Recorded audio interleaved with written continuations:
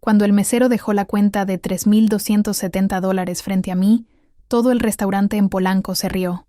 «Tú la pagas. Para algo te adoptamos, ¿no?», dijo mi padre, brindando con mezcal. Mi madre añadió: «Y luego te vas a otra mesa. Esta es solo para la familia de verdad».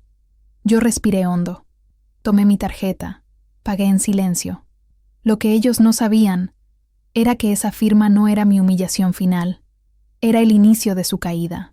Porque justo esa noche, en ese mismo restaurante de Ciudad de México, ya estaba todo preparado.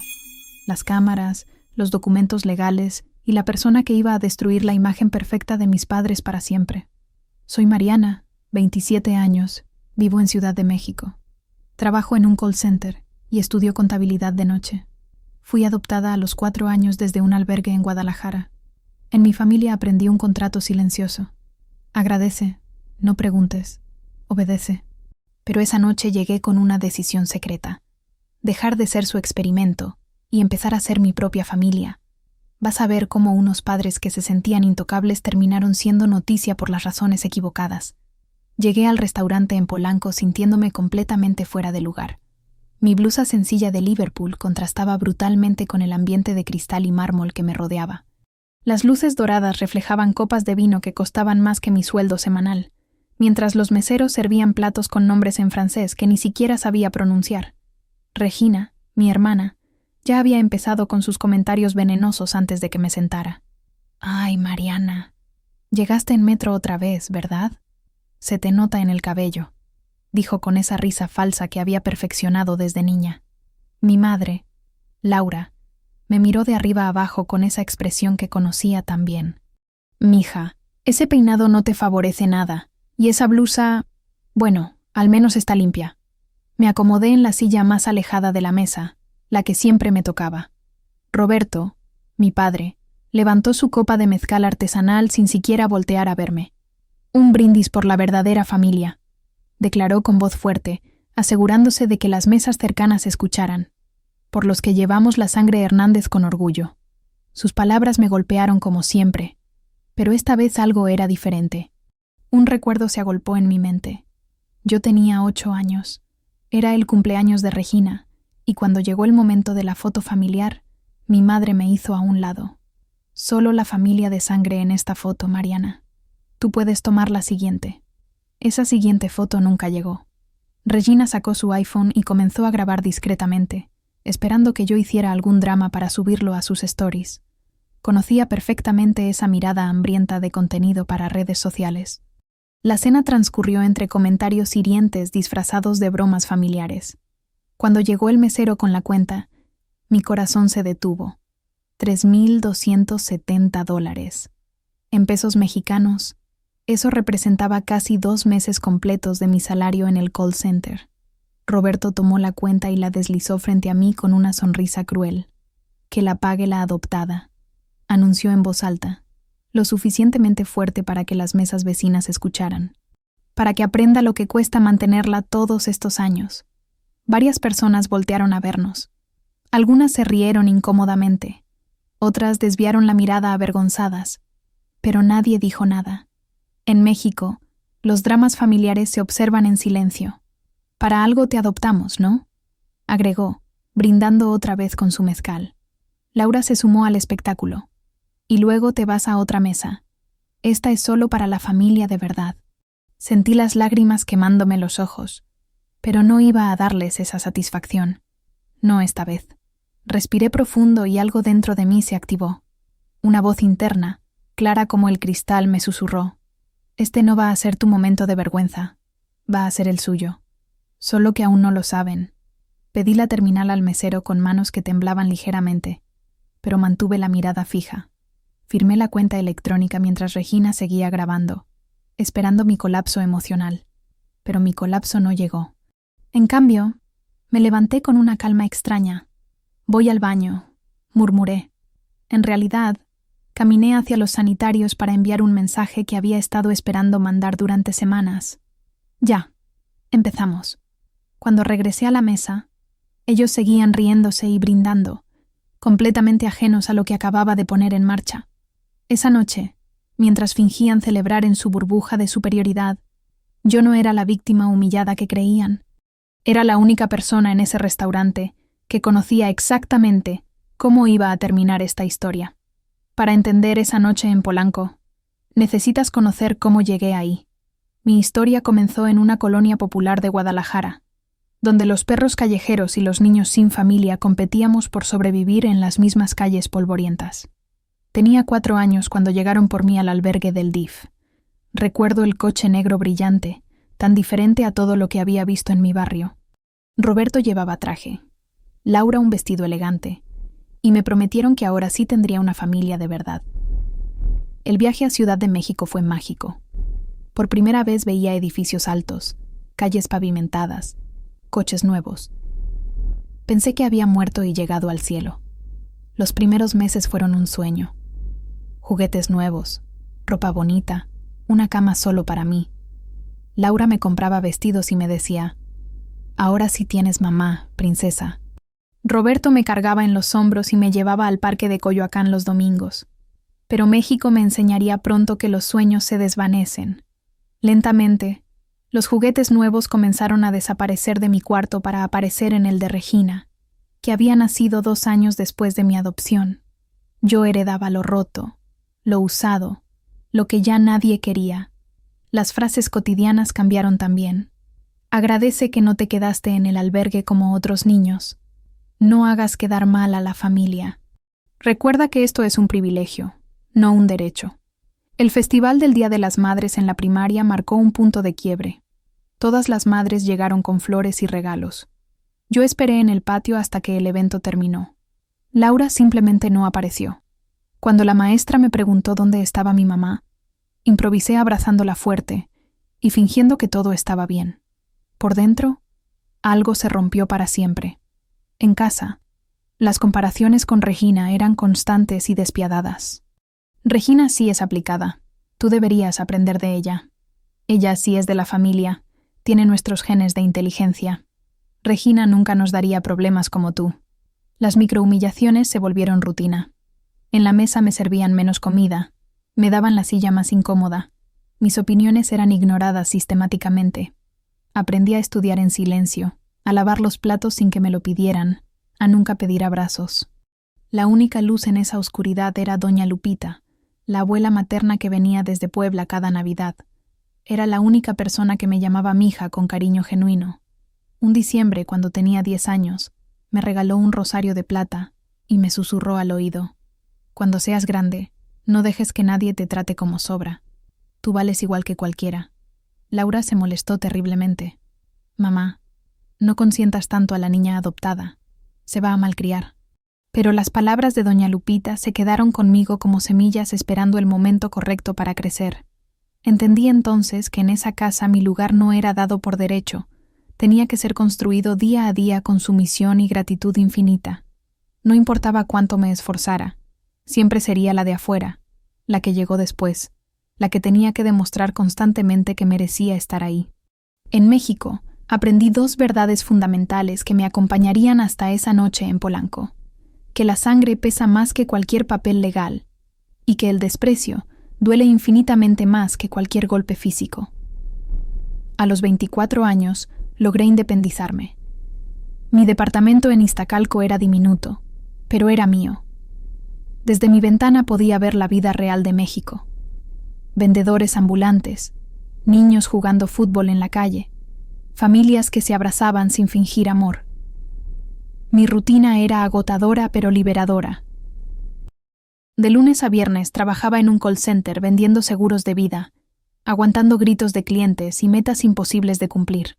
Las noches las dedicaba a la universidad abierta, estudiando contabilidad entre libros prestados y café instantáneo. Fue mi compañera de clase, Patricia, quien me sugirió ir a terapia. «Mari, cargas un dolor que se te nota hasta en la forma de caminar. En la UNAM hay una clínica psicológica barata, deberías probar». La doctora Herrera era una mujer madura con ojos penetrantes que no permitían mentiras. Durante las primeras sesiones, yo repetía las mismas frases que había aprendido en casa. «Estoy agradecida por mi adopción. Tal vez soy muy sensible. Al menos tengo familia». Hasta que un jueves de abril, ella me hizo una pregunta que cambió todo. «Mariana, ¿Qué pasaría si dejas de pedirles amor y empiezas a pedirles cuentas? Salí de esa sesión sintiendo como si hubiera despertado de un sueño de 20 años. Por primera vez en mi vida, el objetivo no era conseguir que me quisieran, era conseguir que respondieran por lo que habían hecho. Esa noche, recordé conversaciones extrañas de mi infancia. Roberto hablando por teléfono sobre el dinero que llegó con la niña. Laura comentando con sus amigas sobre la ayuda que recibimos para los gastos de crianza. Fragmentos que nunca había conectado. Comencé a investigar en Internet sobre adopciones en México, apoyos gubernamentales, casos de corrupción. Descubrí historias escalofriantes, familias que recibían dinero y luego trataban a los menores como empleados domésticos. Un sábado de mayo, tomé el autobús a Guadalajara. Necesitaba mi expediente completo del DIF Jalisco. La funcionaria, una mujer de mediana edad con acento tapatío, revisó mi solicitud con cuidado. «Mira, muchacha, aquí hay cosas que no cuadran», me dijo en voz baja. «Tu expediente tiene movimientos financieros inusuales para una adopción normal». Me entregó copias de documentos que hicieron que se me revolviera el estómago. Había referencias a compensaciones económicas, apoyos para integración familiar y fondos destinados al bienestar del menor. «Aquí huele a cosas raras, muchacha. Deberías buscar asesoría legal», me susurró antes de que me fuera. En el autobús de regreso a Ciudad de México, saqué una libreta azul que había comprado en una papelería cerca del DIF. Comencé a anotar todo: fechas, nombres, cantidades aproximadas, inconsistencias. Mientras el paisaje de Jalisco se perdía por la ventana, una idea se cristalizó en mi mente como un plan de batalla. Si ellos usan mi historia para humillarme, yo usaré los hechos para desenmascararlos. Pero no sería un arranque impulsivo como los berrinches que esperaban de mí. Esto requería estrategia, documentos sólidos, testigos creíbles y respaldo emocional. Marqué con rojo en mi calendario la próxima cena familiar que Roberto había anunciado. Una celebración en Polanco para mostrar su éxito económico. Sería el escenario perfecto para comenzar. Esa noche, acostada en mi cama de Iztacalco, susurré las palabras que marcarían el inicio de mi transformación. Ese día dejé de rezar para que me quisieran y empecé a organizar cómo iban a responder por lo que hicieron. Armada con mi libreta azul y una determinación que nunca había sentido, regresé al DIF y al juzgado, donde se formalizó mi adopción. Esta vez no iba como la niña agradecida, sino como una adulta exigiendo transparencia. Los documentos completos revelaron una verdad que me hizo temblar de rabia. Mis padres adoptivos no solo habían recibido una indemnización económica de mis padres biológicos, sino que la cantidad era obscena, el equivalente a varios cientos de miles de pesos de esa época. Según los papeles oficiales, ese dinero estaba destinado específicamente a mi educación, salud y futuro. Era como una herencia anticipada para garantizar que tuviera las mejores oportunidades de vida. Recordé entonces todas las veces que en la adolescencia me dijeron: «No hay dinero para la universidad, Mariana. Confórmate con un técnico en computación». O cuando necesitaba tratamiento dental: «Los brackets son un lujo, los dientes torcidos no te van a matar». Comencé a investigar las declaraciones fiscales públicas del despacho contable de Roberto. Lo que encontré me confirmó mis sospechas más oscuras. Un aumento súbito de patrimonio justo después de mi adopción. Compra de la casa en Coyoacán, coche BMW nuevo, inversiones en la bolsa mexicana. Todo pagado con mi dinero. 3 semanas después, recibí un mensaje de WhatsApp que cambiaría todo. «Mariana, soy tu tía Leti. No puedo más con la conciencia. Ven a verme a Toluca, pero que no se enteren Roberto y Laura». Leticia era la hermana menor de Roberto, una mujer tímida que siempre había mantenido distancia de los eventos familiares. Vivía en una casa modesta en Toluca con su esposo y 2 hijos. Cuando llegué un domingo por la tarde, sus manos temblaban mientras preparaba café. «Mija, lo que te voy a contar me ha carcomido por años», comenzó con voz quebrada. «Yo escuché toda la negociación cuando te adoptaron. Les pagaron por quedarte, y luego presumían con todos de su gran corazón generoso». Leti me entregó una carpeta amarillenta que había guardado durante 2 décadas. Contenía correos impresos, notas bancarias y hasta grabaciones de audio que había hecho en secreto porque presentía que algo estaba mal. Tu hermano Roberto y Laura hablaban de ti como una inversión, me explicó entre lágrimas. Decían que con ese dinero inicial y los apoyos del gobierno iban a salir ganando durante años. Las grabaciones eran devastadoras. Escuché la voz de Roberto calculando fríamente cuánto le costaría mantenerme versus cuánto recibiría por adoptarme. Laura riéndose sobre cómo podría usar parte del dinero para el negocio y fingir gastos en mi crianza. Sentí una mezcla violenta de náusea y rabia que me hizo correr al baño de Leti para vomitar. No solo me habían usado emocionalmente toda mi vida, sino que habían lucrado descaradamente con mi existencia desde el primer día. Esto ya no se trataba de padres malos o dinámicas familiares tóxicas. Esto era posible fraude, abuso de confianza y enriquecimiento ilícito. Tenía en mis manos evidencia de delitos que podrían haber prescrito legalmente, pero que moralmente seguían frescos.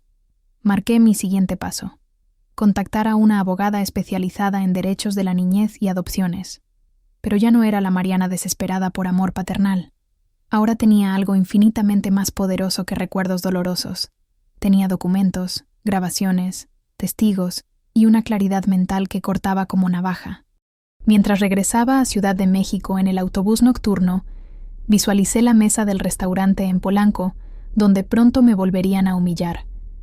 Solo que esta vez, yo sería quien controlara exactamente cómo terminaría esa historia. La ONG Defensores de la Niñez estaba ubicada en un edificio colonial restaurado en la Roma Norte. Había encontrado su información navegando en Internet hasta altas horas, buscando especialistas en derechos de menores adoptados. Natalia Vargas me recibió en una oficina pequeña llena de expedientes y diplomas. Era joven, tal vez 30 años, pero sus ojos transmitían la experiencia de quien había visto demasiadas injusticias. Le conté mi historia completa, sin adornos ni autocompasión. Extendí sobre su escritorio todos los documentos que había recopilado: expedientes del DIF, grabaciones de tía Leti, declaraciones fiscales, fotografías de los movimientos bancarios.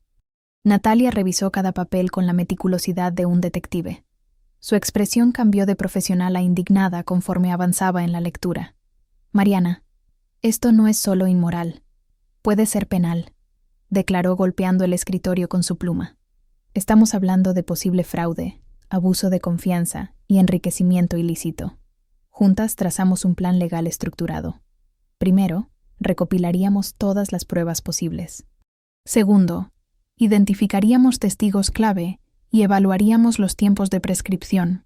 Tercero, construiríamos un caso sólido antes de dar cualquier paso público. Incluimos a tía Leti como testigo fundamental.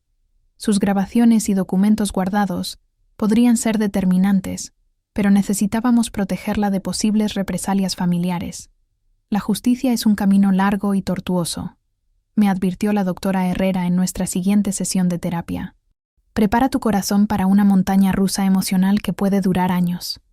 Decidí contarles todo a 2 amigos de la universidad en quienes confiaba plenamente: Patricia, quien me había recomendado la terapia, y Diego, un chico brillante especializado en comunicación digital. Cuando les mostré las evidencias, Patricia se cubrió la boca horrorizada.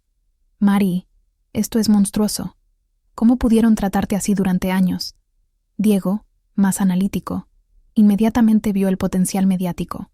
«Si esto se hace público, México entero va a opinar. Las redes sociales van a explotar con un caso así. Surge entonces la idea de documentar todo discretamente, comenzando por la próxima cena familiar que Roberto había convocado para mostrar su éxito en un restaurante de Polanco. Natalia me aconsejó con sabiduría de abogada experimentada: no caigas en provocaciones. Tú mantén la calma absoluta y deja que ellos se exhiban solos. Los narcisistas siempre terminan colgándose con su propia cuerda. Compré una grabadora digital diminuta en el mercado de electrónicos de La Lagunilla. Diego me enseñó técnicas básicas de grabación con celular y cómo transferir archivos de forma segura. Organizamos carpetas digitales con códigos que solo nosotros entendíamos: legal, para documentos jurídicos; emocional, para grabaciones familiares; finanzas, para pruebas económicas; y redes, para el eventual manejo mediático. Acepté mentalmente que esto no sería una explosión impulsiva de una noche, sino un desmontaje estructurado que requeriría tiempo, paciencia y sangre fría que nunca pensé que tendría. Fijamos una estrategia escalonada. Intentar primero una conciliación privada donde les daríamos la oportunidad de reconocer sus errores y reparar el daño voluntariamente. Si se negaban, estaríamos completamente preparados para procesos legales y exposición mediática.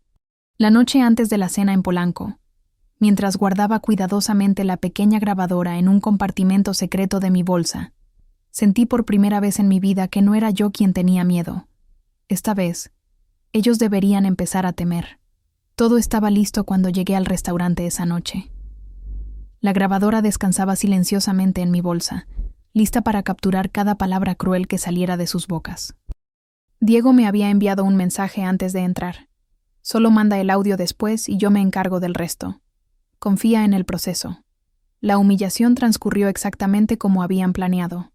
Los comentarios venenosos, la cuenta astronómica, la exhibición pública de mi adopción, como si fuera una transacción comercial. Pero esta vez, cada palabra quedaba registrada en audio de alta calidad. Cuando me levanté para ir al baño, mi corazón latía con la adrenalina de quien está a punto de cambiar su vida para siempre. En la privacidad del sanitario, envié a Diego el archivo de audio y una fotografía clara de la cuenta de $3,270. Su respuesta llegó en menos de 5 minutos.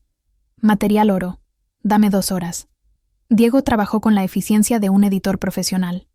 Creó un clip de 1 minuto con los momentos más impactantes, agregó subtítulos en español perfectamente sincronizados y distorsionó mi voz para proteger mi identidad temporal.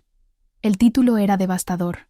Mis padres adoptivos me cobran una cuenta de $3,270. Para algo te adoptamos. Publicamos simultáneamente en TikTok e Instagram a las 11:47 p.m. de esa misma noche. La reacción fue inmediata y volcánica. En las primeras 3 horas, el video acumuló 50.000 vistas. A las 6 de la mañana, ya eran 200.000. Los comentarios llegaban como avalancha. Esto no puede ser real. Familia tóxica nivel Dios. Pobre chica. Esto es abuso psicológico. Los hashtags comenzaron a crecer orgánicamente. Mi adoptada no es esclava. Familia tóxica MX.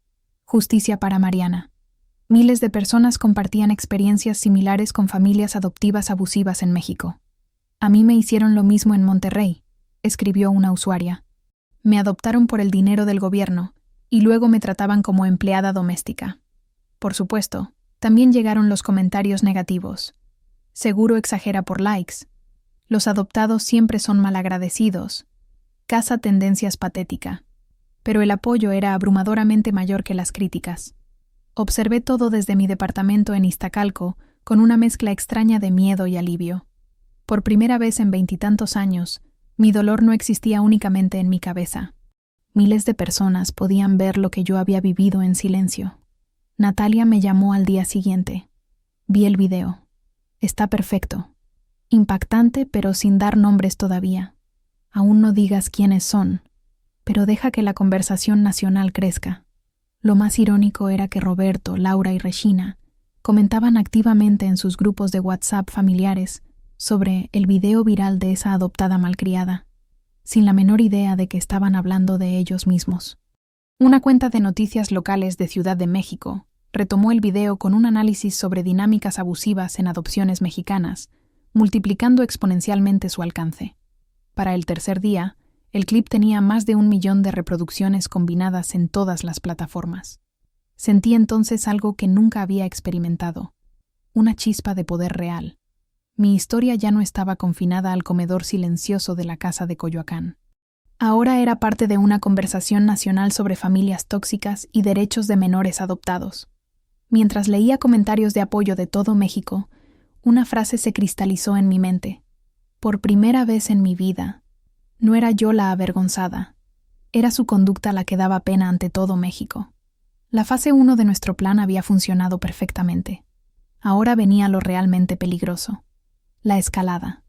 3 semanas después del video viral, Roberto y Laura organizaron una celebración grandiosa por sus 30 años de matrimonio. Eligieron una hacienda colonial en Xochimilco, con jardines amplios, fuentes de cantera y salones elegantes que gritaban éxito económico desde cada rincón de sus techos abovedados. La lista de invitados era estratégicamente impecable. socios del despacho contable, clientes importantes del sector privado, funcionarios menores del gobierno de la Ciudad de México, parientes de Puebla y Toluca que hacía años no veían. Era su oportunidad dorada de mostrar la imagen de familia perfecta que tanto les gustaba proyectar ante la sociedad mexicana que los admiraba. Cuando recibí la invitación por WhatsApp, Natalia y Diego me aconsejaron enfáticamente que fuera. «Es el escenario ideal para tu estrategia», me dijo Natalia durante una reunión estratégica en su oficina. «Todos sus contactos profesionales y familiares más importantes estarán ahí. Si vas a exponer la verdad de una vez por todas, hazlo frente a quienes realmente pueden juzgarlos socialmente», Diego agregó con su perspicacia habitual. «Además, va a haber muchos celulares grabando. Todo quedará documentado sin que tengas que hacer el trabajo tú misma». Llegué a la hacienda vistiendo un vestido azul marino sencillo pero elegante, y esta vez no me sentía absolutamente nada fuera de lugar. Llevaba conmigo una carpeta manila discreta con copias impresas de los documentos más comprometedores, transferencias bancarias con fechas y montos específicos, fragmentos de las grabaciones de tía Leti transcritas por un perito, y por supuesto, la cuenta original del restaurante de Polanco plastificada como evidencia. Tía Leti también asistió, visiblemente tensa pero determinada a cumplir su promesa de apoyo. Me saludó con un abrazo discreto y me susurró al oído: «Hoy se acaba esta mentira de décadas, mija. Ya es hora». Roberto y Laura recibían felicitaciones por doquier, fingiendo una armonía matrimonial que conocía demasiado bien después de 23 años observándolos. Cuando me vieron llegar, se acercaron inmediatamente con sonrisas perfectamente ensayadas para las fotografías sociales. «Mariana, qué bueno que decidiste venir», dijo Laura abrazándome teatralmente para que los fotógrafos contratados captaran el momento. «Siempre tan independiente nuestra hija mayor, la que se fue de la casa para valerse por sí misma como toda una mujer exitosa», Roberto añadió con su típica condescendencia disfrazada de cariño paternal. «Esperamos sinceramente que estos años viviendo sola te hayan enseñado a valorar lo que realmente significa tener una familia unida». Durante la comida formal de 3 tiempos, me senté en una mesa lateral donde estratégicamente ubicaron a los invitados de segunda categoría, primos lejanos, empleados del despacho y algunos conocidos menores. Regina presidía la mesa principal junto a sus padres, radiante con un vestido de diseñador italiano que costaba más que 3 meses de mi renta en Iztacalco. Fue entonces cuando sucedió algo que no habíamos planeado específicamente, pero que resultó absolutamente perfecto para nuestros propósitos. Licenciado Morales, uno de los socios principales del despacho y cliente importante desde hace 15 años, comenzó a comentar animadamente sobre las noticias virales de la semana, mientras cortaba su corte de res importado. ¿Vieron ese video absolutamente horrible de una adoptada que fue humillada brutalmente en un restaurante de Polanco?, dijo masticando pensativamente. «Qué familia tan tóxica y disfuncional. Aunque sinceramente, quién sabe si la muchacha no exageró todo para hacerse famosa en TikTok». Sentí que el corazón se me aceleraba violentamente, pero inmediatamente reconocí la oportunidad perfecta que el destino me estaba regalando en bandeja de plata. «Es absolutamente terrible lo que algunas familias mexicanas les hacen a los menores adoptados», agregó la esposa del licenciado, una señora de las Lomas con aires de filántropa. «He leído casos documentados de abuso económico y psicológico sistemático que duran décadas». Regina rió incómodamente desde la mesa principal. «Ay, pero esas historias dramáticas siempre están exageradas al máximo. Los adoptados a veces son muy dramáticos por naturaleza, ¿no?». Era mi momento histórico. Me levanté lentamente y caminé con pasos firmes hacia la mesa principal. El mariachi que amenizaba en el jardín había hecho una pausa para cenar, creando el silencio perfecto para lo que estaba a punto de suceder. «Disculpen la interrupción», dije en voz clara y segura, tomando el micrófono inalámbrico que habían usado para los brindis familiares. «Me gustaría decir unas palabras especiales por este hermoso 30º aniversario matrimonial». Roberto y Laura me miraron sorprendidos pero visiblemente complacidos, esperando obviamente el discurso de gratitud infinita que siempre habían exigido de mí en eventos familiares. «Quiero agradecer profunda y públicamente a Roberto y Laura Hernández». Comencé con una sonrisa que había practicado durante horas frente al espejo de mi departamento. «Por enseñarme durante 23 años exactamente lo que nunca, jamás, debe hacer una familia con un menor adoptado». El ambiente cambió instantáneamente como si hubiera caído un rayo. Los murmullos nerviosos comenzaron. Los tenedores se detuvieron a medio camino hacia las bocas. Las conversaciones se congelaron. Saqué mi carpeta manila y la abrí con movimientos deliberadamente calmados. Licenciado Morales, usted estaba comentando hace un momento sobre ese video viral de la adoptada humillada en un restaurante de Polanco. Continué, mientras observaba que varias personas comenzaban a grabar discretamente con sus celulares. Pues permítame presentarme formalmente ante todos ustedes. Yo soy exactamente esa chica. Un silencio sepulcral se apoderó completamente del elegante salón. Mostré la cuenta original del restaurante, sosteniéndola en alto para que todos pudieran verla. Esta es la cuenta real de $3,270 que mis padres adoptivos me obligaron a pagar completamente, mientras se reían a carcajadas y me decían textualmente que para algo me habían adoptado del albergue. Roberto se puso de pie violentamente, su cara enrojeciendo como tomate. Mariana, ya basta de esta payasada. Estás haciendo un ridículo monumental frente a nuestros invitados. ¿Un ridículo monumental? Respondí, manteniendo la voz absolutamente firme.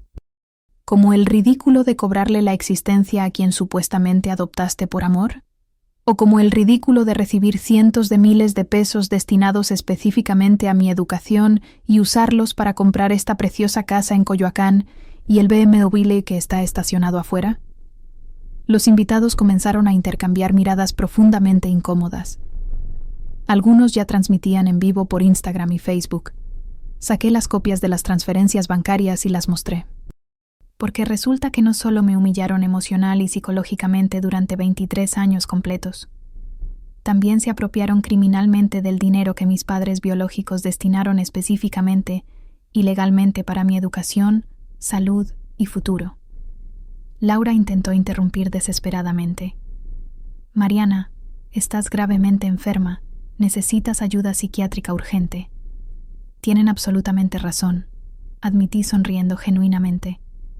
Sí necesitaba ayuda psicológica profesional, para entender por qué durante décadas había normalizado que me trataran como empleada doméstica no remunerada en mi propia supuesta familia. Tía Leti se puso de pie valientemente desde su mesa. Yo escuché personalmente toda la negociación económica cuando la adoptaron. Les pagaron una fortuna por quedársela, y después presumían con todo mundo de su gran corazón generoso cristiano. El escándalo ya era completamente total. Roberto intentó arrebatarme violentamente la carpeta, pero varios invitados masculinos lo detuvieron físicamente. Algunas personas comenzaron a levantarse incómodas hacia las salidas. Otras seguían grabando absolutamente fascinadas.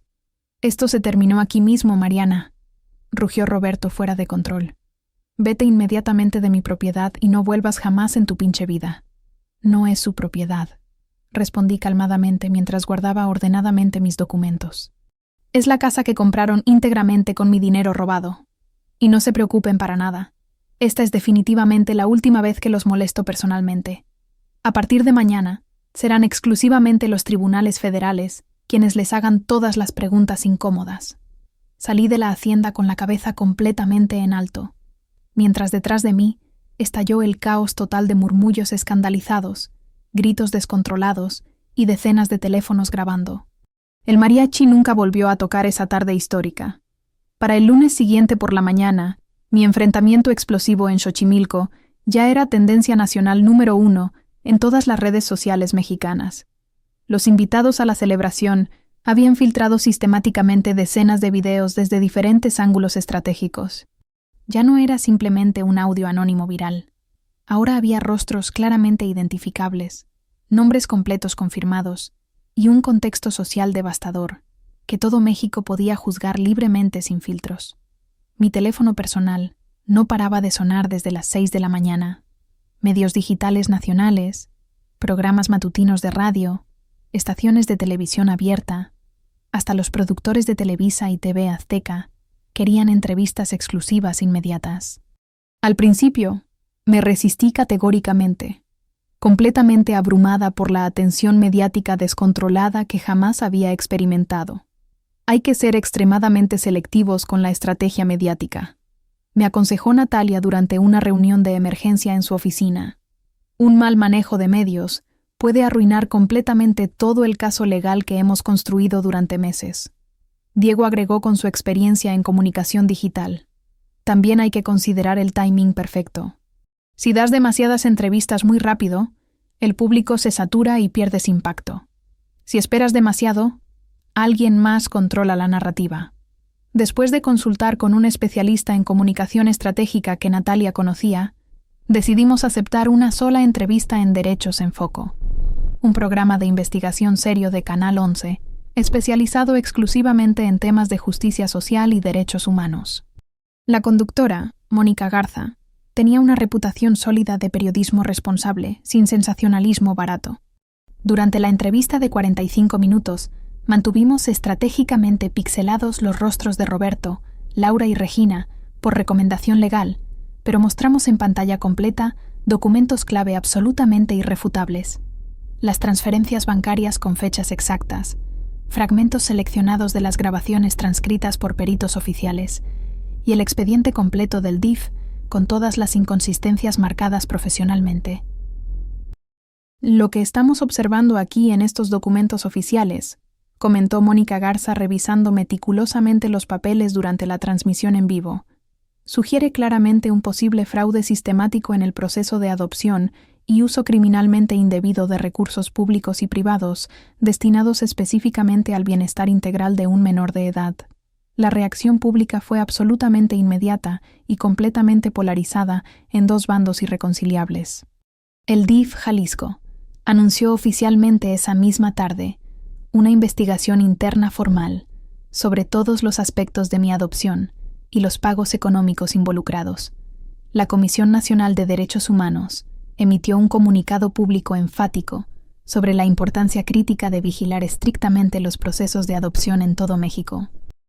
Con el respaldo legal completo de Natalia y su equipo de abogados especializados, presentamos formalmente una demanda civil por administración fraudulenta, abuso de confianza agravado y posible desvío criminal de recursos específicamente destinados a mi bienestar integral como menor adoptada. Estratégicamente, no buscábamos dinero personal, buscábamos que se reconociera públicamente y legalmente lo que habían hecho durante décadas. Roberto y Laura contrataron inmediatamente al licenciado Santillán, un abogado penalista extremadamente caro de las Lomas de Chapultepec, que inmediatamente comenzó una campaña mediática agresiva de desprestigio personal contra mí. Mi clienta es una joven gravemente desequilibrada que busca notoriedad pública y beneficio económico, atacando maliciosamente a la familia que generosamente la rescató de un albergue gubernamental en condiciones deplorables, declaró categóricamente en una entrevista para el periódico Milenio. Es el caso clásico y documentado de ingratitud patológica, combinada con trastorno límite de personalidad. Las redes sociales mexicanas se convirtieron instantáneamente en un campo de batalla digital sin cuartel. Los hashtags IPAN Justicia para Mariana, ITA Familia Abusiva MX competían viralmente con ITA Ingrata Viral y Familia Hernández Víctima en tendencias que cambiaban cada hora. El despacho contable de Roberto comenzó inmediatamente a sangrar clientes importantes.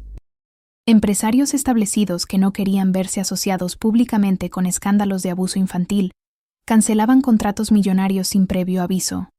3 socios menores renunciaron formalmente para evitar contaminación reputacional que afectara sus propios negocios. Regina respondió defensivamente con una serie coordinada de Instagram Stories, victimizándose completamente. Atacan cruelmente a mi familia perfecta solo por likes, dinero y fama viral. Mi hermana siempre fue extremadamente problemática desde niña, pero esto ya es enfermedad mental grave que requiere internación.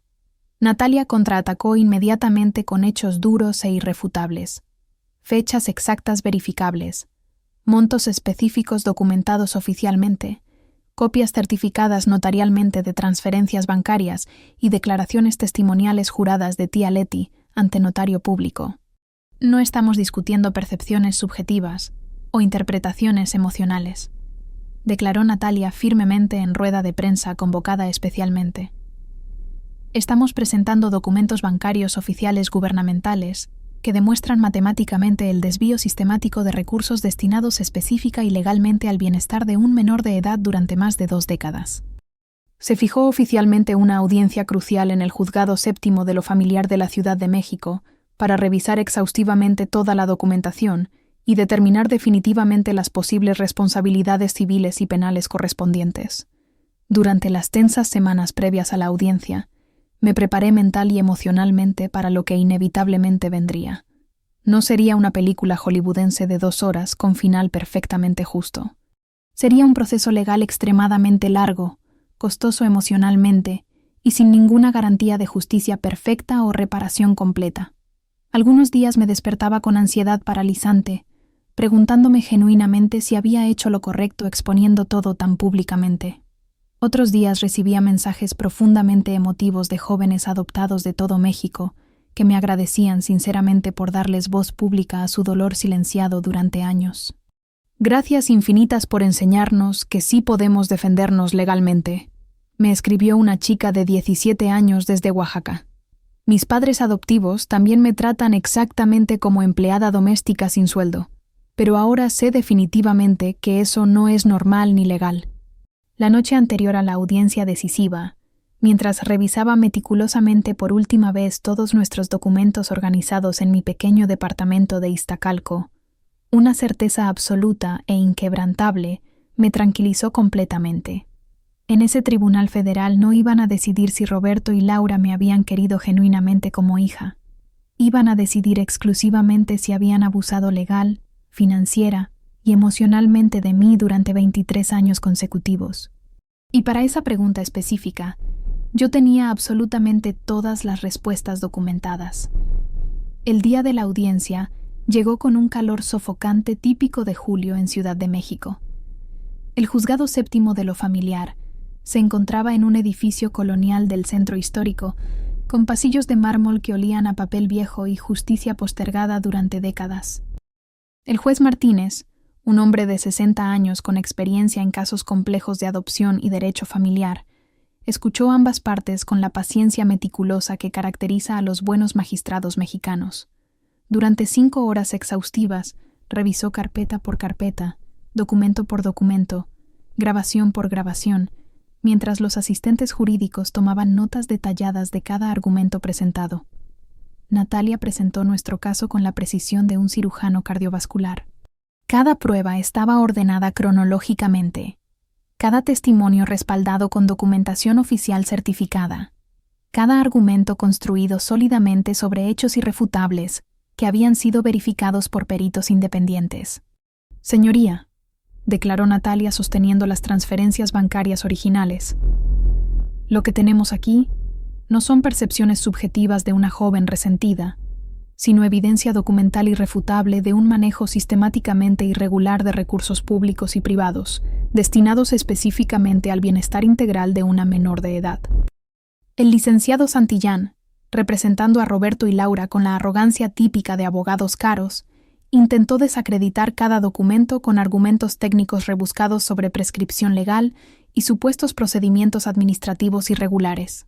Sus clientes permanecían rígidos en sus asientos de madera, fingiendo dignidad ofendida mientras su mundo construido sobre mentiras se desmoronaba públicamente ante decenas de espectadores. Después de revisar meticulosamente toda la documentación durante horas, consultando códigos civiles y precedentes jurisprudenciales, el juez Martínez emitió sus conclusiones preliminares con voz firme y autoridad judicial incuestionable. Se confirma categóricamente que existió efectivamente un pago sustancial de los padres biológicos a los adoptivos, debidamente registrado en los archivos oficiales del DIF Jalisco y en documentos notariales correspondientes. La cantidad específica asciende a 847,000 pesos de la época, equivalentes aproximadamente a 2.3 millones de pesos de poder adquisitivo actual. Roberto y Laura palidecieron visiblemente, intercambiando miradas de pánico absoluto. Nunca esperaron que esas cifras exactas, que creían enterradas en archivos burocráticos polvorientos, salieran a la luz pública con tal precisión matemática. Asimismo, continuó el juez revisando un expediente grueso, se encuentra evidencia documental irrefutable de múltiples apoyos gubernamentales federales y estatales para la crianza integral de menores en adopción que, según los registros oficiales del SEATE y Hacienda, nunca fueron aplicados directamente al bienestar educativo, médico psicológico de la menor Mariana Hernández. Mostró copias fotostáticas de cheques del DIF, la Secretaría de Desarrollo Social y otras dependencias federales que habían sido cobrados sistemáticamente a nombre de Roberto durante 15 años consecutivos, pero nunca invertidos comprobablemente en mi educación superior, tratamientos médicos especializados o desarrollo personal integral. Este tribunal señala categóricamente la existencia de un posible enriquecimiento ilícito moralmente repugnante y jurídicamente cuestionable. Declaró con la gravedad que caracteriza las sentencias históricas.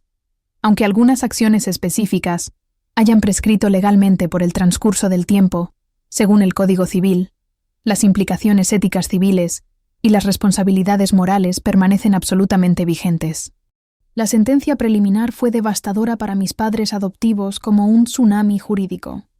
Se ordena inmediatamente una revisión fiscal exhaustiva y sin restricciones al despacho contable Hernández y asociados por inconsistencias graves y sistemáticas en las fechas de adquisición de patrimonio personal y empresarial, que coinciden sospechosamente con los pagos millonarios recibidos por concepto de adopción.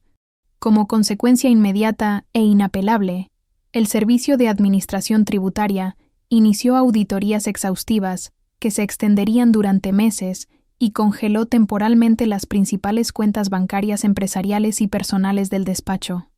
Roberto observaba impotente cómo 25 años de trabajo meticuloso se evaporaban en cuestión de días por decisiones tomadas décadas atrás.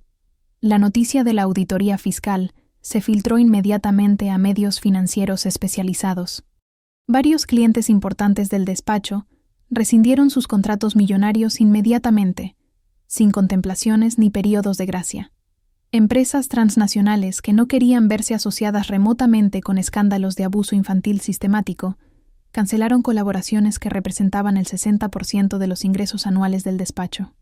No podemos mantener vínculos comerciales con proveedores investigados por el SAT, explicaron fríamente ejecutivos de Grupo Bimbo y Cemex en cartas oficiales de rescisión contractual. Laura, quien durante 15 años había formado parte del prestigioso Club Social Las Lomas, donde presumía ostentosamente sus supuestas obras de caridad cristiana, fue prácticamente expulsada sin ceremonia de los círculos sociales, donde antes era respetada y admirada como modelo de generosidad maternal.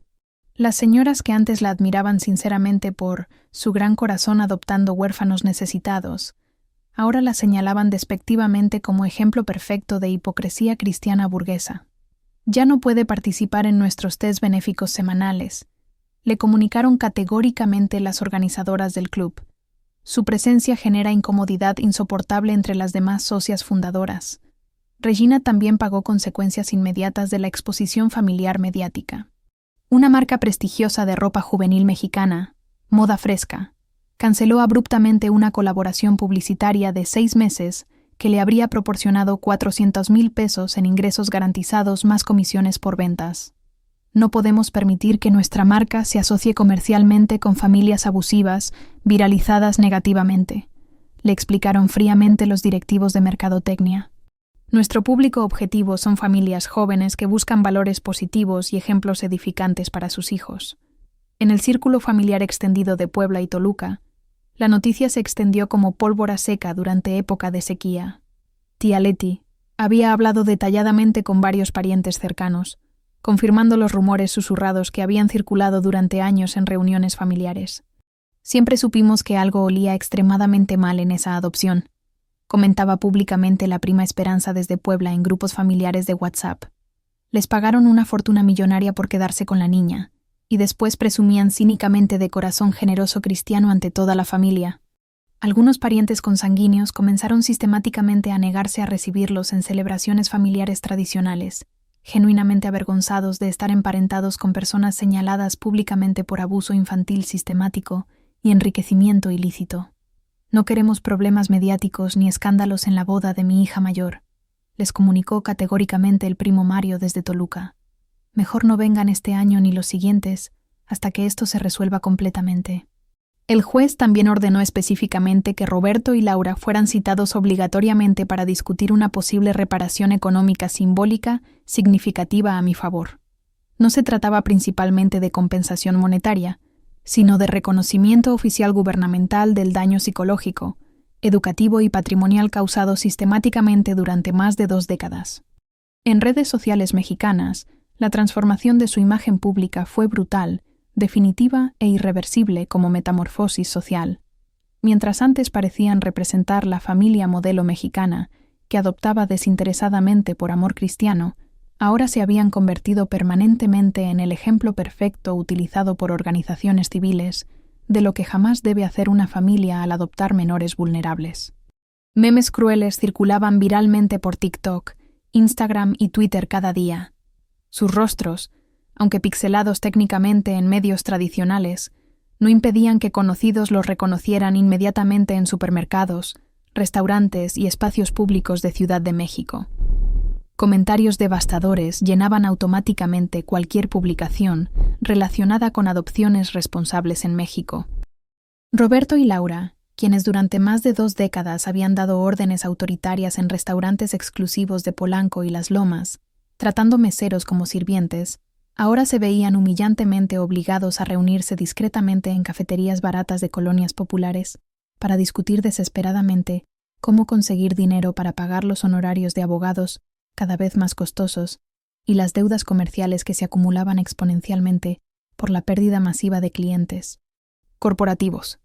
¿De dónde diablos vamos a sacar para pagarle al licenciado Santillán el próximo mes?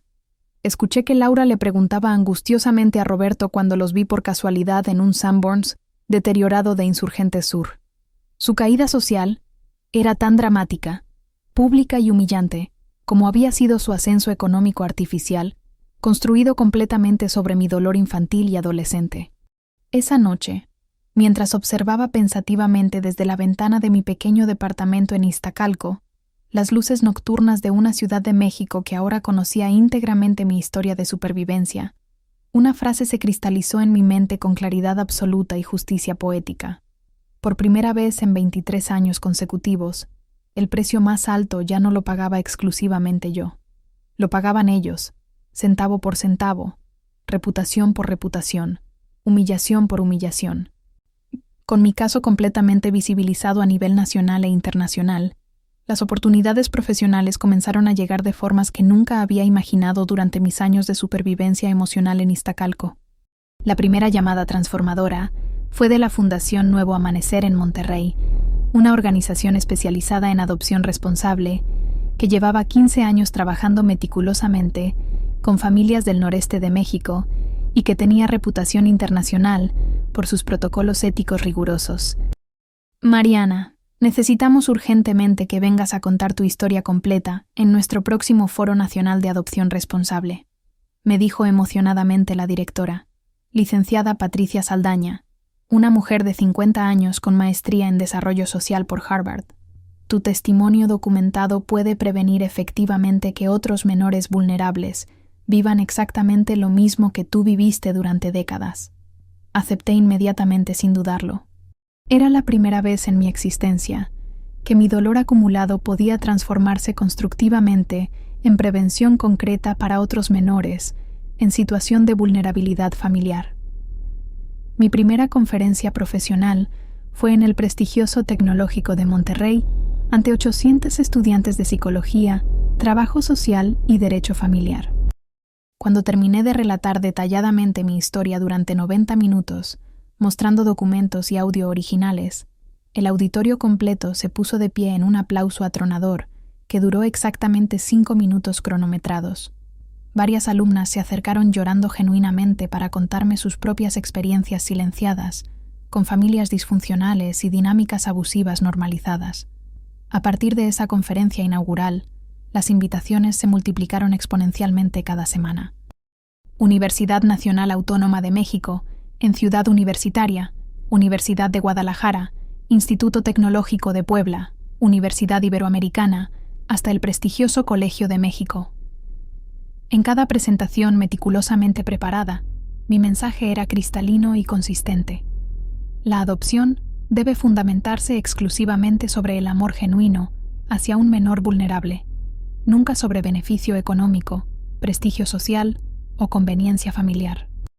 En 6 meses intensivos de trabajo, me había convertido oficialmente en una voz referencial en México sobre adopciones éticas y prevención de familias tóxicas. Programas de radio especializados me invitaban semanalmente. Revistas académicas publicaban mis artículos investigados. Universidades públicas y privadas me pedían asesorías remuneradas para sus materias de psicología familiar y trabajo social.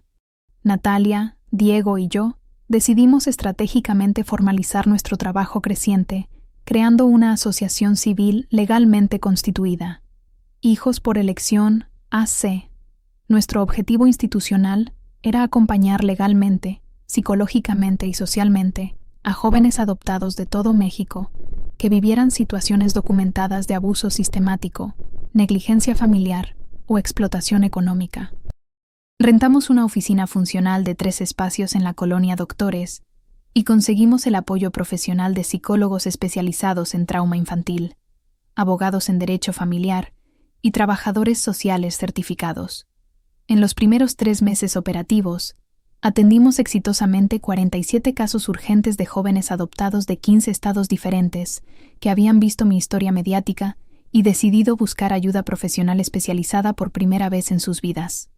Una marca consolidada de cuadernos mexicanos, Papelería Esperanza, con 25 años en el mercado nacional, nos ofreció patrocinio económico significativo para nuestros talleres semanales de empoderamiento y sanación emocional. Su eslogan corporativo era perfecto para nuestra misión. Cada historia personal merece ser escrita con dignidad absoluta. Todo parecía evolucionar meteóricamente hacia arriba de manera casi irreal. Finalmente, mi dolor acumulado se había convertido en propósito social. Y mi propósito se había convertido en trabajo remunerado que ayudaba tangiblemente a otros menores vulnerables. Era como vivir conscientemente en una realidad paralela completamente opuesta después de décadas de humillación sistemática y supervivencia emocional. Pero Roberto, cada vez más desesperado por recuperar algo de control sobre la narrativa pública que lo destruía financieramente, preparó meticulosamente un último golpe mediático absolutamente sucio y calculado. A través de contactos corruptos que aún le quedaban en medios amarillistas sin escrúpulos, filtró estratégicamente partes seleccionadas y descontextualizadas de mi expediente psicológico privado a Revista Chisme Total, un medio sensacionalista digital sin ningún tipo de ética periodística o respeto por la privacidad. El reportaje manipulado se publicó un martes por la mañana con el titular incendiario: La verdad psiquiátrica oculta. Expediente médico confidencial revela que adoptada viral sufre múltiples trastornos mentales graves y antecedentes de comportamiento violento. Intentaban retratarme maliciosamente como una persona mentalmente inestable, patológicamente resentida y potencialmente peligrosa para otras familias adoptivas mexicanas.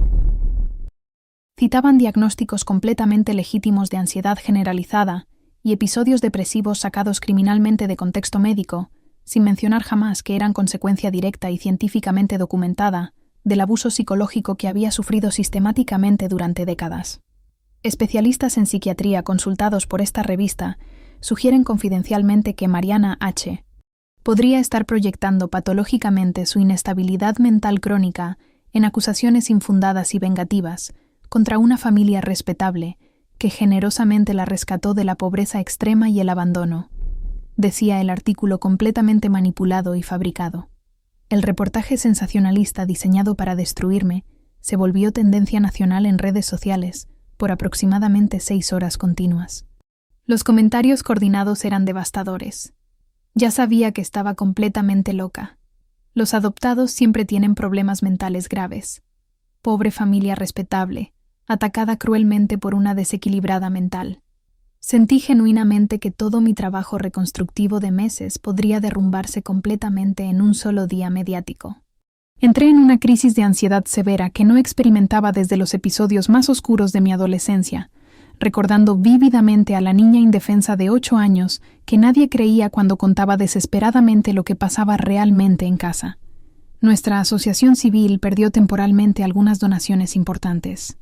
3 empresas patrocinadoras que habían mostrado interés económico en apoyarnos se retiraron cautelosamente hasta que la situación psiquiátrica se aclarara completamente y se descartaran riesgos reputacionales. Sin embargo, la reacción de la comunidad profesional especializada fue inmediata, contundente y completamente unificada en mi defensa. La doctora Herrera, mi psicóloga tratante durante años, publicó un hilo extenso en Twitter explicando científicamente el contexto médico de mis diagnósticos. Los síntomas de ansiedad generalizada y episodios depresivos en víctimas documentadas de abuso familiar sistemático son respuestas neurológicas normales y completamente esperables. Criminalizar la búsqueda voluntaria de ayuda psicológica profesional constituye revictimización mediática y estigmatización de la salud mental. Otros psicólogos reconocidos, trabajadores sociales certificados y activistas especializados en derechos humanos se sumaron masivamente a mi defensa pública, explicando educativamente cómo el abuso emocional sistemático genera traumas neurológicos que requieren obligatoriamente tratamiento psicológico especializado. Que una joven sobreviviente busque proactivamente terapia psicológica después de décadas de maltrato documentado no la descredita profesionalmente, la convierte en ejemplo de valentía y responsabilidad personal, escribió contundentemente la reconocida psicóloga clínica Andrea Martínez en una columna especial para la revista Proceso. Entonces tomé la decisión más arriesgada pero más honesta de mi vida: enfrentar el sabotaje mediático de frente, sin esconderme cobardemente detrás de explicaciones de terceros o estrategias de relaciones públicas. Grabé un video completamente honesto de 30 minutos en mi departamento, sin filtros profesionales ni edición comercial, contando detalladamente mi proceso terapéutico personal. Hablé abiertamente de mis ataques de ansiedad nocturnos, de las noches sin dormir reviviendo traumas, de los años que necesité para entender que buscar ayuda psicológica representaba fortaleza personal, no debilidad social. Sí, tengo ansiedad generalizada diagnosticada, dije mirando directamente a la cámara sin titubear. Sí, sufrí episodios depresivos severos durante años. Sí, necesité terapia psicológica durante más de 3 años consecutivos. ¿Y saben qué? No me avergüenzo absolutamente de nada de eso. Me avergonzaría profundamente haber callado el abuso sistemático y permitir que otros menores vulnerables lo vivieran en silencio. El video de honestidad absoluta se viralizó exponencialmente, más que el reportaje amarillista destructivo, acumulando 3.2 millones de visualizaciones en 48 horas. Los comentarios de apoyo superaron 20-1 cualquier crítica negativa coordinada. Gracias infinitas por normalizar la salud mental en México, escribió emocionadamente una usuaria de 19 años. Mi familia también me hace sentir culpable por ir a terapia psicológica. La narrativa mediática se transformó completamente en 72 horas. De loca peligrosa a joven valiente que enfrenta públicamente sus traumas para ayudar constructivamente a otros. Esa noche, mientras leía miles de mensajes de apoyo genuino de jóvenes de todo México y varios países latinoamericanos, una certeza absoluta me llenó de paz inquebrantable. Ese fue definitivamente el último intento desesperado de mis padres por definirme, controlarme y destruirme psicológicamente. Y el primer día en mi vida en que solo yo, únicamente yo, decidí quién soy y cómo quiero que el mundo me conozca auténticamente. Con el paso de los meses, el caso legal comenzó a asentarse en esa zona gris que caracteriza la justicia mexicana. Algunas acciones habían prescrito por el tiempo transcurrido, otras seguían en revisión administrativa entre dependencias gubernamentales que funcionaban con la lentitud burocrática típica del sistema. El SAT mantenía congeladas las cuentas principales del despacho, pero los procesos penales avanzaban con la parsimonia de una tortuga jurídica. Poco a poco fui aceptando una realidad que la doctora Herrera me había advertido desde el principio. No obtendría justicia perfecta escrita en papel oficial con sellos y firmas, pero sí había conseguido algo infinitamente más valioso y duradero, una verdad pública irreversible que ningún abogado caro podría borrar jamás de la conciencia colectiva mexicana. La decisión más importante que tomé durante ese periodo fue cortar completamente el contacto con Roberto, Laura y Regina. No fue una decisión tomada desde la rabia ardiente que había cargado durante años, sino desde la claridad serena que proporciona la terapia psicológica bien dirigida. Establecí límites cristalinos que no tenían que ver con venganza, sino con protección personal y salud mental. En una última reunión de mediación obligatoria convocada por el juzgado, nos encontramos en una sala neutral del Centro de Justicia Familiar. Roberto y Laura lucían envejecidos prematuramente, con esas arrugas profundas que deja el estrés económico y social, Regina mantenía su actitud defensiva, pero ya no tenía la seguridad arrogante de antes. Cuando el mediador nos pidió declaraciones finales, mi respuesta fue simple y devastadoramente honesta. No les deseo cárcel ni sufrimiento físico. Les deseo algo mucho más difícil. Conciencia plena de lo que hicieron durante 23 años. Lo demás se encargará solo. Laura intentó llorar manipulativamente, pero sus lágrimas ya no tenían poder sobre mí. Roberto evitaba mi mirada, probablemente por primera vez en su vida, sintiéndose pequeño ante alguien a quien había humillado sistemáticamente. Mi reconciliación más profunda y significativa fue con tía Leti, quien se había convertido gradualmente en la figura materna que siempre necesité, pero nunca tuve. Sus domingos en Toluca se volvieron sagrados para mí. Cocinábamos mole poblano tradicional, mientras ella me contaba historias familiares que Roberto siempre había censurado. Leti había guardado fotografías de mi infancia que mis padres adoptivos perdieron convenientemente, incluyendo algunas donde yo sonreía genuinamente. «Mira qué niña tan hermosa eras», me decía señalando una foto donde yo tenía 6 años y abrazaba a un perro callejero. «Siempre tuviste luz propia, mija. Ellos nunca pudieron apagarla completamente». A través de contactos de la asociación civil, reencontré a varios compañeros del albergue DIF, donde viví mis primeros 4 años. Organizamos reuniones mensuales en un salón comunitario de la colonia Doctores, creando un grupo de apoyo presencial para graduados del sistema de adopción, como nos llamábamos con humor sanador. Era sorprendente descubrir que varios habían vivido experiencias similares de explotación emocional y económica. «Es como si hubiera un manual secreto para maltratar adoptados en México», comentaba Joaquín, un ingeniero de 32 años que había sido adoptado en Puebla por una familia que lo puso a trabajar desde los 12 años. Durante este periodo de sanación, comencé a salir con Alejandro, un psicólogo infantil especializado en trauma que conocí en una de mis conferencias en la Universidad Iberoamericana. Era importante para mí que entendiera desde el principio que no me definía por ser la chica del caso viral. Nuestra relación se construyó sobre quién era yo realmente.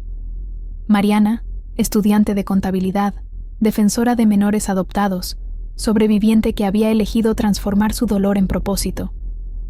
Me gustas por tu inteligencia emocional y tu valentía para construir algo positivo, me decía Alejandro.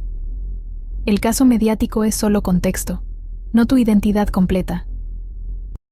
Nuestra asociación civil Hijos por Elección comenzó a crecer exponencialmente.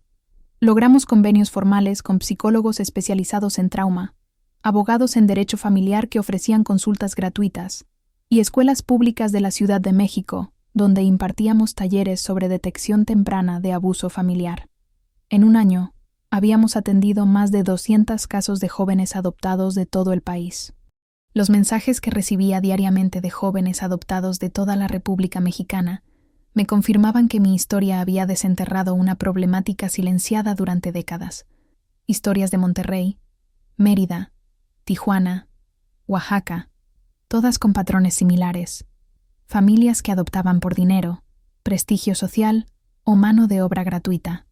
Gracias por enseñarme que puedo pedir ayuda, me escribió una chica de 16 años desde Chihuahua. Mis padres adoptivos me tienen trabajando en su negocio sin pagarme desde los 14. Pensé que era normal. Gradualmente entendí que mi familia ya no era un apellido heredado o impuesto, sino una red consciente de personas que elegían cuidarse mutuamente. Tía Leti, Natalia, Diego, Alejandro, los compañeros del grupo de apoyo, los psicólogos que trabajaban conmigo. Esa era mi familia real, construida sobre amor elegido y respeto mutuo. Un sábado de octubre decidí regresar a Guadalajara, pero no para buscar a mis padres biológicos como muchos esperaban. Fui específicamente para despedirme del albergue donde viví mis primeros 4 años. El edificio había sido renovado, pero el patio donde jugaba seguía igual, pequeño, con un árbol de mango en el centro. Dejé un ramo de flores de cempasúchil en la entrada y un pequeño letrero de madera que había mandado hacer. Para todos los niños que estuvieron aquí, sobrevivimos.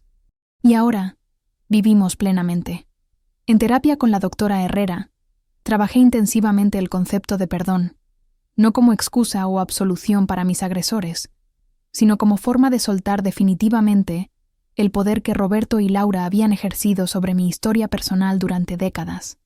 El perdón era para mi liberación, no para su comodidad.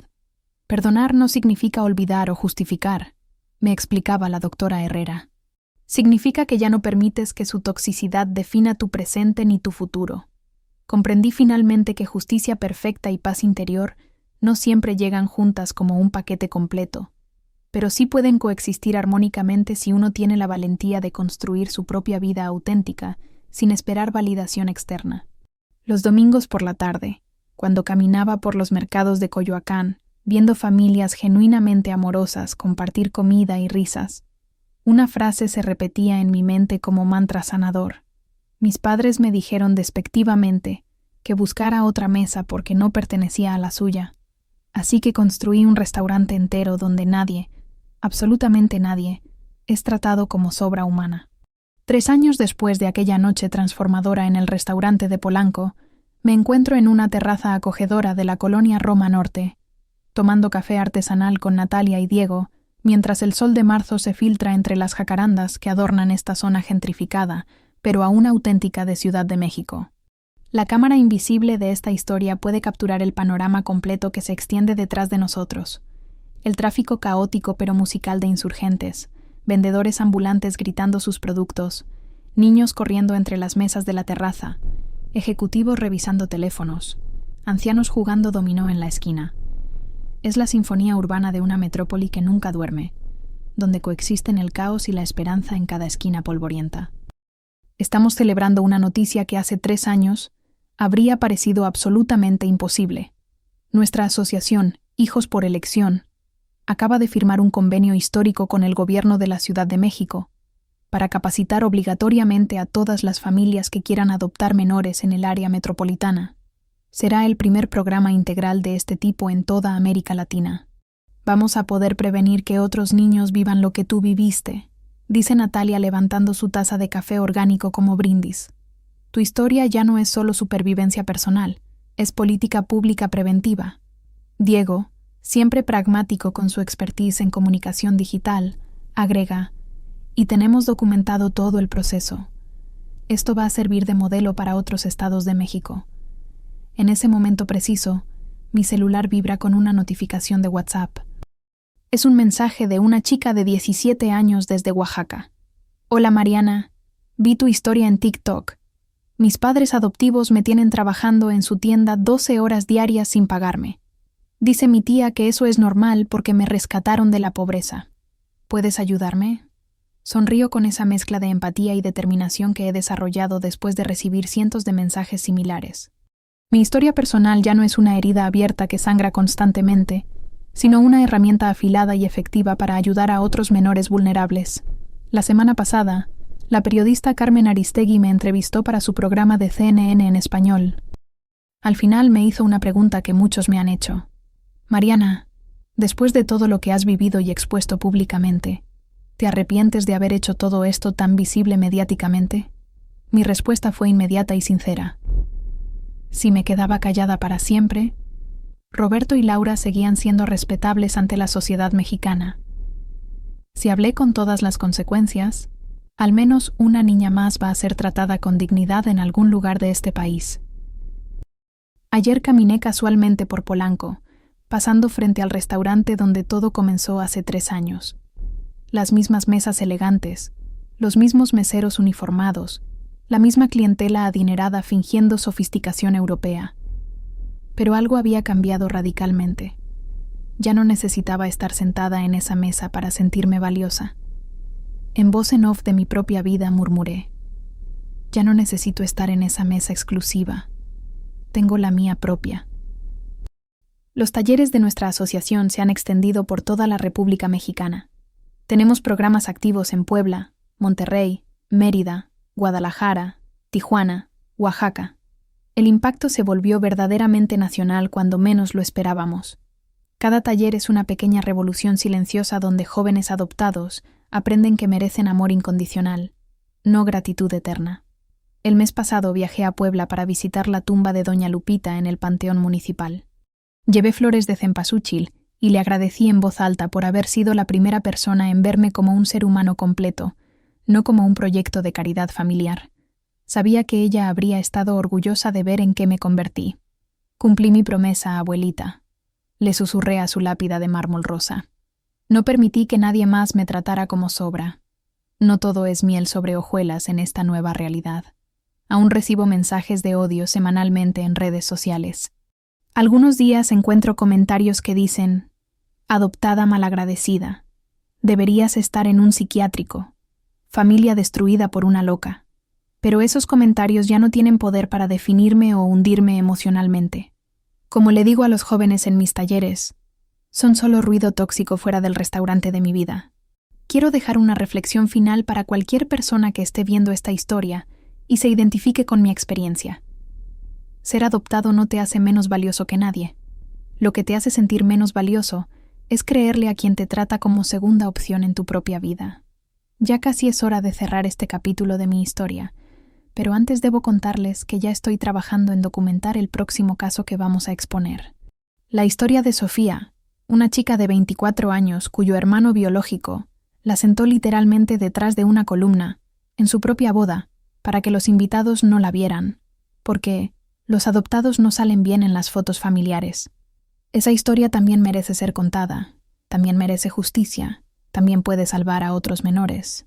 Me despido caminando por las calles empedradas del centro histórico de Ciudad de México, mezclándome entre vendedores de tacos, turistas despistados, oficinistas corriendo al metro, niños vendiendo chicles en los semáforos. Soy una más en esta ciudad de contrastes brutales, anónima y libre, pero con una historia que ya cambió la vida de cientos de jóvenes adoptados. La última frase de este capítulo de mi vida resuena en mi corazón mientras camino hacia el metro Zócalo. En México me enseñaron desde niña que la sangre pesa más que cualquier otra cosa, pero también aprendí por experiencia propia que el amor elegido conscientemente pesa infinitamente mucho más. Si esta historia te impactó, deja tu like y suscríbete ahora mismo. Y no esperes más. Haz clic en el video que acaba de aparecer en tu pantalla y disfruta la próxima historia. Hasta allá.